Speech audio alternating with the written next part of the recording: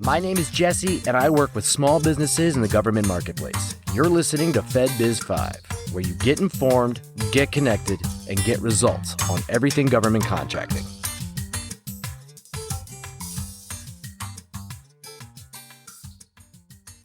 Welcome back to another FedBiz 5 podcast. Be sure to check out our previous podcasts wherever podcasts are heard. With us again today is Anthony Diattore from FedBiz Access. He is the king of the road and here today to discuss expiring contracts and what they mean to you. Welcome back, Anthony. Thank you. Absolutely. Thanks again. So let's just go ahead and jump right in. What are they and what is the best way to approach them? Let's start with the premise that 70% of all federal contracts are recompeted. In other words, somebody has the contract reaches the end of its contract term, could be a 1 in 4 or whatever, however it's written. But when it reaches the end of that contract, 70% of all federal contracts are recompeted. Now, you have to apply some logic to that, right? Because, for instance, if you're a construction company and you were hired to build a barracks or something, well, that contract is probably not going to be recompeted. The building's already built. However, if you're a facility support company, like a janitorial company or something like that, well, that's going to be closer to 100% recompete, right? Because as long as the facility is there, that service is going to be needed. So somewhere when you look at the whole overall picture, it's 70% of all federal contracts are recompeted.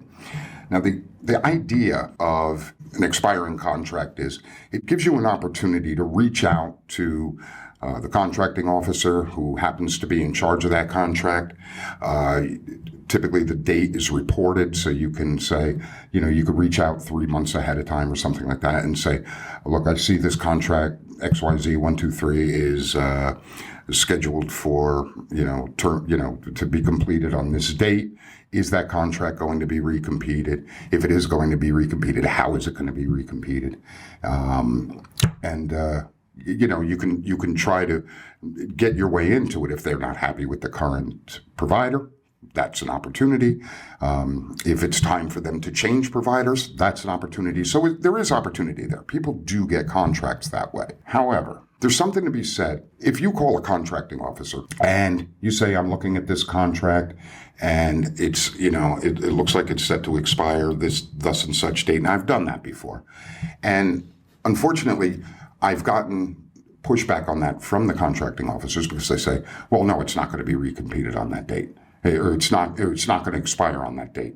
Now, they may have been the one that put that date in originally, or maybe, but that date is in there and it's on record. Well, that's a little problematic because now you're entering into a sort of a contentious conversation. Yes, it is. No, it isn't. And you don't necessarily want to do that. And a contracting officer, if you say, I'm calling about this contract, not solicitation, but a contract, and you give the number, if they're involved, they kind of have to talk to you. So my concern about following up, on expiring contracts is that it could push you away from a buyer, from somebody who buys the services or goods that you provide. My feeling is maybe an entree using that contract, but I certainly wouldn't beat that topic to death. I think that what I would do is I would approach it in such a way that I understand that I'm talking to somebody who buys what I sell. So I might say, I was looking at this contract and I think that I can do it. It looks like it's set to expire here sometime in the near future. The date may or may not be dead on accurate. It's, I got it from the Federal Procurement Data System. So let me ask you about that. Is that a contract that you think will be recompeted? If it is, I'd kind of like to throw my hat in the ring ahead of time, or at least let you know who I am. Here's my capability statement. Here's my, and sort of engage that way, where you're not pinning them to the wall and making them talk to you, right? Right. I think that, and in this way, what you're doing is you're utilizing the fact that you are talking to somebody who buys what you sell. So I think a gentler, softer approach, maybe use that as a way in the door, but then kind of quickly pivot to a gentler approach where you're actually trying to establish a relationship with somebody that buys what you sell.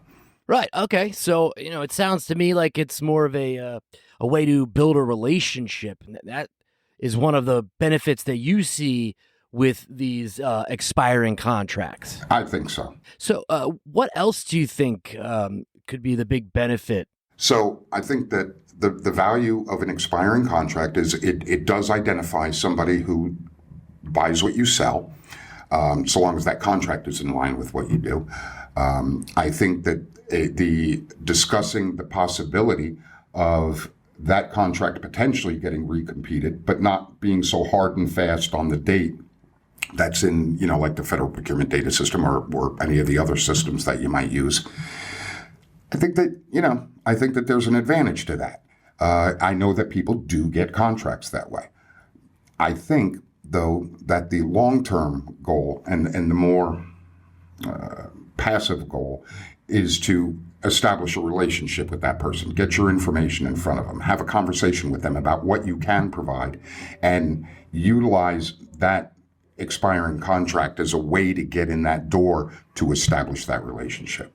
Excellent. Thank you for that. I can definitely see how knowing when a contract is set to expire and taking a gentle approach with the contracting officer and building a relationship with that officer leading up to the expiring date of the contract would be beneficial in ensuring, your hat is in the ring and you'll have an opportunity to compete for that contract. Yeah, and that's the way I see it. Yeah. And again, like there's different schools of thought on that, but that's my feeling about it.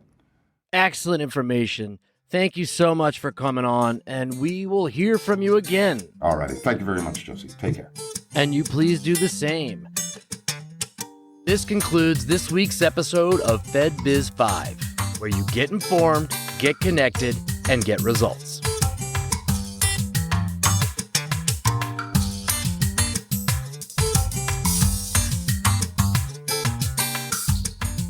Today's podcast is sponsored by FedBiz Access, government contracting made simple. Visit them at fedbizaccess.com or contact them at 888-299-4498.